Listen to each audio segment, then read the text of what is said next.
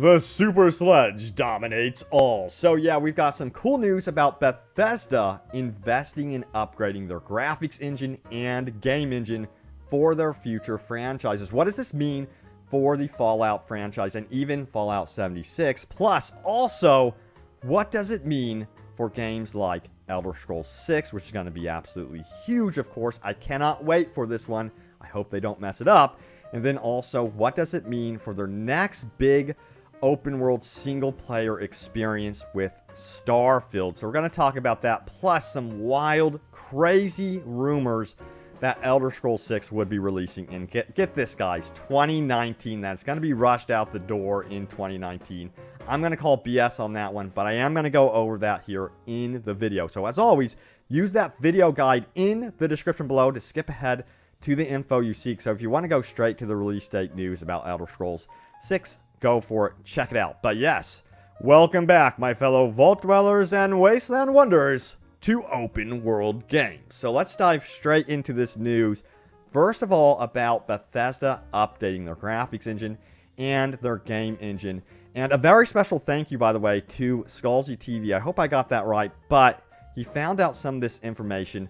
All of the sources are in the description below. So if you want to check out the actual job listings for yourself, check it out. But let's hop on over here to this. So this is the Bethesda Game Studios job listing, as we can see here. This is for the Maryland location, which is, I think, their main location. Then you have a bunch of other studios here. For Bethesda, they opened up a new studio in Montreal more recently. But you have Austin, Texas, Dallas. But most notable is that they are looking for animation programmers.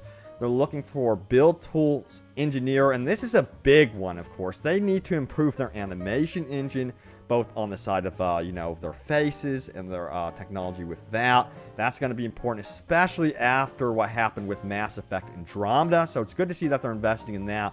But also, build tools engineer is going to be important for them actually making tools that developers can use. And they can scale this and get this to their studios and actually hire people that can understand tools very easily. So hopefully that's what this is indicating here. Now, of course, we have regular stuff here, character artists, concept artists, but we have game programmers. And then this is a big one. Graphics programmers are desperately needed for, you know, Bethesda. For sure, especially after what has happened with Fallout 76. Same is true for the physics programmer. So it looks like they are really investing in the future of their franchises here. I mean, it goes from senior core tech engineer, server engineer would be, of course, I think, things related to online stuff like Fallout 76. And then you have, again, the tools programmer, which I think they would help with building these, you know, tools and stuff like that. But it's good to see that they're super hyper-focused on, you know, the graphics tech here, especially in their core studios. This is the Maryland location that we're looking at right now. Next up, we're going to be dropping by their brand new studio. We have animators, which they're looking for, a build master. This is interesting. Let's go into this one real quick and read this one. It says, works with the game technology leads to design and define development infrastructure and things like that. I'm not going to go over into too much detail, but this is to create a AAA development environment and to work with in the development studios, of course. But they're creating, it looks like, patching tools and stuff like that underneath the build master job listing there. But also engine system programmer, game designer. So they're really starting, you know, up something here in this studio. Now, this is interesting. Game designer for the economy. That's definitely interesting. So this is for a bleeding edge AAA game. Oh, look at this. It says, Bethesda Game Studios located in Montreal is looking for a great, talented game designer economy to join the team pushing bleeding edge AAA game development for mobile platforms. So there's your answer on that one. This is not going to be as important with the Montreal, Canada stuff. So it seems like they're hiring for mobile stuff, it looks like to me. But yeah, they're going out here and they are hiring in Austin as well. Gameplay engineers, live operations manager, live producer. This stuff is for the live service stuff that you would see in Fallout 76. But again, the core news here is that they are looking to kind of improve and go forward with the graphics technology heading forward. And, you know, they have to. They absolutely need to do that for Elder Scrolls, for, you know, the future of the Fallout franchise, and then, of course, Starfield. It's going to be important those games don't have horrible facial animation technology. They cannot go with what they were doing with, for example, Fallout 4. That would be horrifying. Can you imagine a brand new Fallout game, you know, releasing in that way? I think it would be a catastrophe. It also makes me wonder why they include so much robots in Fallout 76. I'm always curious about that. Of course, they've explained that for lore reasons, but I just wonder if their facial technology wasn't up to par. But anyway, that's me getting off track there. But let's talk about this new rumor, this crazy rumor that the Elder Scrolls 6 here would be releasing this year in 2019. What is this madness, you ask? So this comes from a ridiculous rumor. It was posted also by PC Gamer, and I think their headline is perfect. They say, industry analyst, predicts the Elder Scrolls 6 will arrive in 2019 and is wrong. And yeah, I think that is totally wrong. It comes from Michael Pachter, who also predicted that Red Dead Redemption, the first one, would not do well. So, Red Dead Redemption 2 has gone on to be a massive franchise, and I think it's like the number 2 selling media product in history. I mean, it's competing with the likes of Avengers and everything here. So, yeah, I don't think Elder Scrolls 6 would be at all even close to be releasing in, you know, 2019. In fact, Bethesda has had to delay the Elder Scrolls Blades into 2019, and that was supposed to release fall of 2018, and then they're trying to fix Fallout 76. Like, it's a mad dash rush behind the scenes, I'm sure, to fix Fallout 76. You know, I've already been through the horrible launch that was Star Wars Battlefront 2. They redid the entire progression system. That took them months to do, and it took a lot of time, and it took time away from what they wanted to do, so it took time away from the free DLCs and stuff like that, and now they're finally able to get the Geonosis and stuff and Clone War stuff in Battlefront 2. So I think that's how it's happening with Fallout 76, is that they're trying to desperately fix stuff. Hopefully, they're a lot faster than, you know, what EA did with Battlefront 2. I think they have to be. But also, you're probably wondering, well, when would Elder Scrolls 6 release, Robbie? Well, that's a really good question. So, there was an interesting Reddit thread posted out here by Dr. Hellstrom, who says Pete Hines indirectly confirms 2024 for, you know, the Elder Scrolls 6 release date. Now, I've also done a video previously about this, but this is the explanation. It says this: in this interview, Bethesda Softworks Vice President of PR and Marketing, Pete Hines, says, time frame wise, it would still be about as long as you would expect, when you look at Fallout 3 to Skyrim to Fallout 4 to Fallout 76. It's going to be those periods of time that hasn't changed. And he's talking about the rotation of games that are being released by Bethesda. And it says, so that is basically a 3 to 4 year span between each title. If you do the math, we get Fallout 76 2018, Starfield in 2021, and then the Elder Scrolls 6 in 2024 at best. So that is what it looks like, because it has already been confirmed that we would get Starfield first before, of course, Elder Scrolls 6, unless something drastic has changed over at Bethesda and they actually release the game, you know, with a smaller world, and then maybe, you know, expand the world by 2024. I don't know, but I highly doubt that we would be seeing Elder Scrolls 6 in 2019. Let me know.